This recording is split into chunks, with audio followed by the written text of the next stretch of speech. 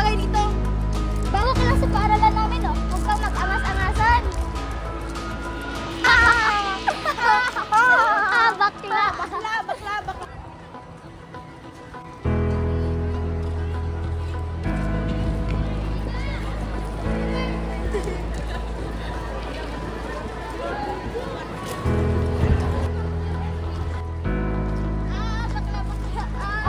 Bakla. Bakla. Bakla din sa paaralan. Sinabihan din na namin kahapon ah.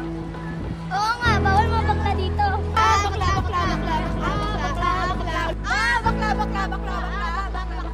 Uy! Tumigil nga kayo. Alam nyo bang masakit ang sinasabi niyo? Kung kayo ang nasa sitwasyon niya, ano kayang mararamdaman nyo? Lahat ng salita ay biro, kaya huwag nyo nang uulitin.